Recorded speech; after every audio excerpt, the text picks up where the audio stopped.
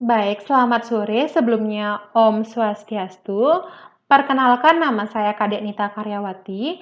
Di sini saya akan mereview kembali mengenai jurnal yang telah diberikan oleh dosen saya, yaitu Dr. Inyomantika MSI. Nah, di sini saya akan mengulas mengenai LKM 11 dan LKM 12. Nah, untuk mengefisienkan waktu, saya langsung saja yang pertama, yaitu dengan judul Aplikasi Industri Kimia Hijau, Status, Tantangan, dan Prospeknya. Nah, yang pertama yaitu aspek permasalahan. Nah, abad ke-20 telah menyaksikan pertumbuhan ekonomi global yang fenomenal dan peningkatan standar hidup yang berkelanjutan di negara-negara industri. Nah, prospek ekonomi yang semakin kompetitif dan grafik yang menyusut dari sumber daya alam di planet ini menimbulkan kebutuhan mendesak untuk mengurangi pengeluaran energi serta produksi limbah. Nah, keberlanjutan merupakan salah satu pendorong inovasi agar industri teknis dapat bekerja demi kesejahteraan konsumen dalam lingkungan yang aman dan sehat. Nah, konsep yang paling menarik untuk mencapai keberlanjutan adalah konsep kimia hijau. Nah, saat ini masih banyak orang-orang yang masih belum paham mengenai konsep kimia hijau. Nah, untuk lebih jauhnya, mari kita simak. Yang kedua, yaitu teori-teori yang digunakan mengenai prinsip kimia hijau. Nah, sejak dimulainya pada awal 1990-an, kimia hijau telah tumbuh menjadi area fokus yang signifikan yang terlibat secara internasional dalam kimia. Nah, kimia hijau di sini pada dasarnya adalah pendekatan proaktif yang bertujuan merancang sintesis dan proses secara berkelanjutan sejak awal. Nah, di sini terdapat 12 prinsip kimia hijau yang harus kita ketahui. Nah, yang pertama yaitu prevent waste, yang kedua maximize atom economy, yang ketiga less hazardous chemical synthesis, yang keempat safer chemical end products, yang kelima safer solvent and reaction condition, yang keenam increase energy efficiency, yang ketujuh use renewable feedstock, yang kedelapan avoid chemical derivatives, yang kesembilan use catalyst, yang kesepuluh design chemical and products to degrade after use, yang kesebelas analyze in real time to prevent pollution, yang kedua belas yaitu minimize potential for accident. Nah, jadi terdapat 12 prinsip kimia hijau yang harus kita ketahui terlebih dahulu. Nah, selanjutnya yaitu metode yang digunakan. Nah, jadi metode yang digunakan yaitu metode biokatalis. Nah, jadi reaksi yang terjadi dalam sistem fisiologis dikatalisasi oleh enzim yang merupakan katalis alam.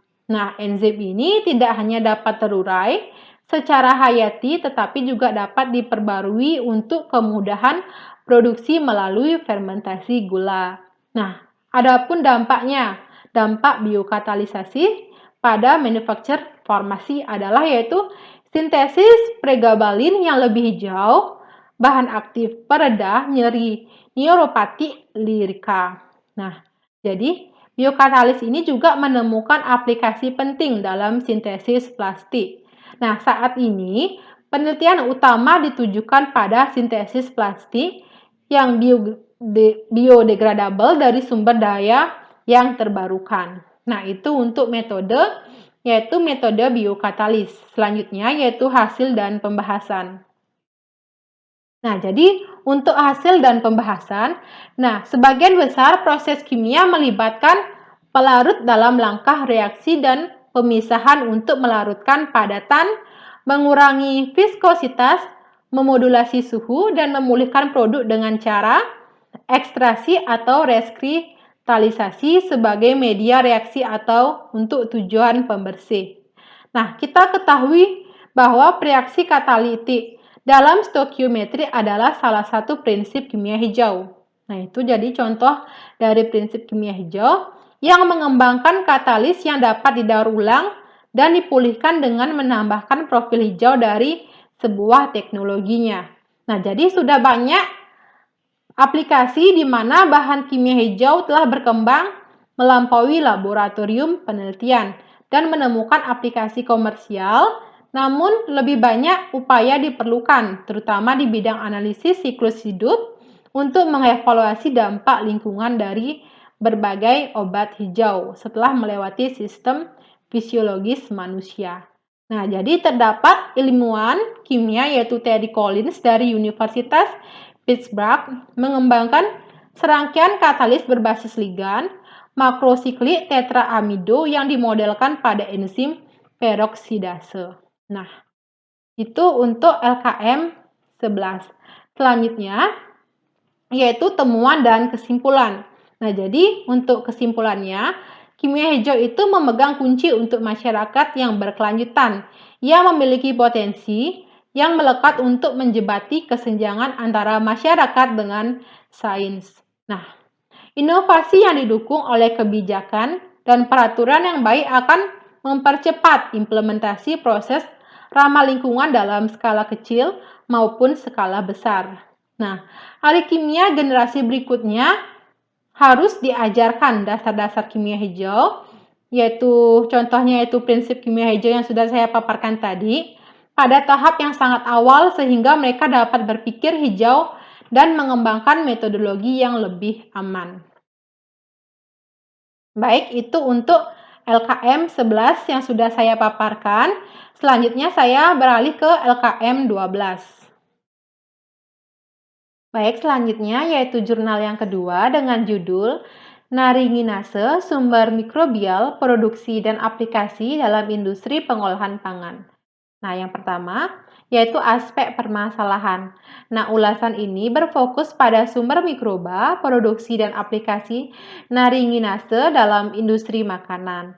Nah, naringinase di sini merupakan enzim yang mengkatalisis hidrolisis naringin menjadi prunin dan kemudian menjadi naringenin yang tidak pahit dan hambar. Nah, naringinase ini diproduksi oleh banyak mikroorganisme, tetapi produksi komersial enzim mikroba.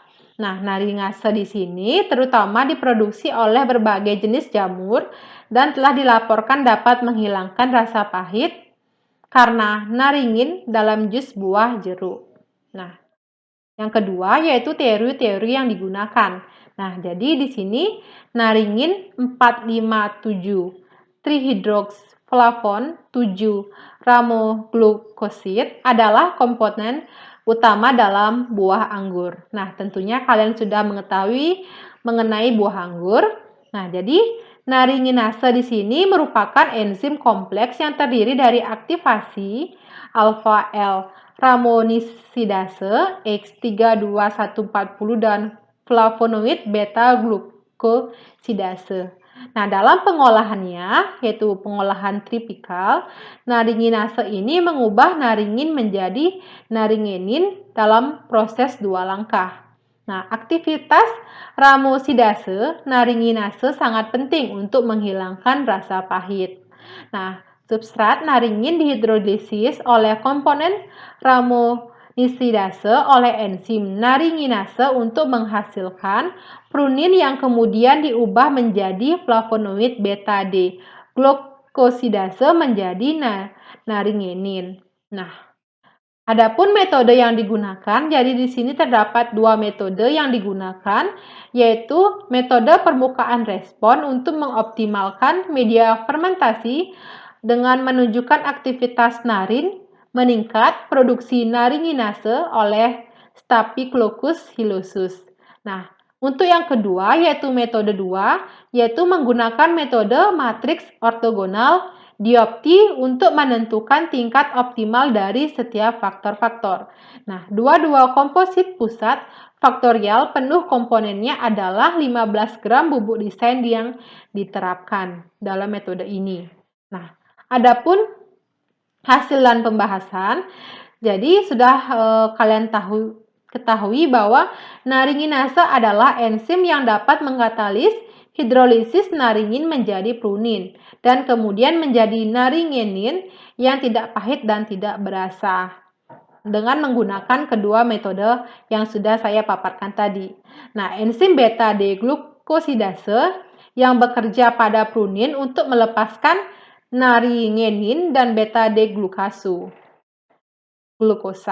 Nah, enzim alfa-L-ramonosidase ini akan bekerja pada naringin untuk melepaskan prunin dan alfa-L-rhamnonase. Nah, naringinase di sini akan menghasilkan yaitu dari jamur, yaitu terutama Spirulus niger yang telah digunakan untuk menghilangkan rasa pahit karena naringin tadi dalam jus buah jeruk.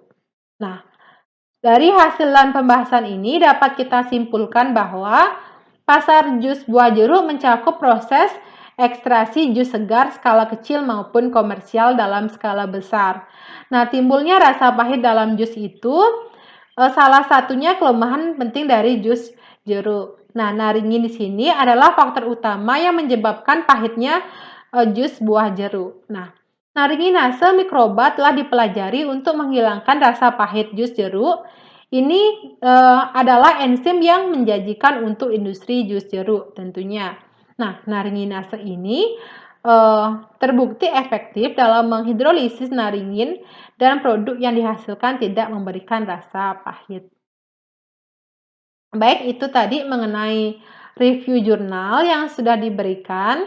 Mohon maaf jika ada kesalahan dalam penyampaian informasi. Saya tutup dengan para mesanti. Om Santi Santi Santi Om. Selamat sore.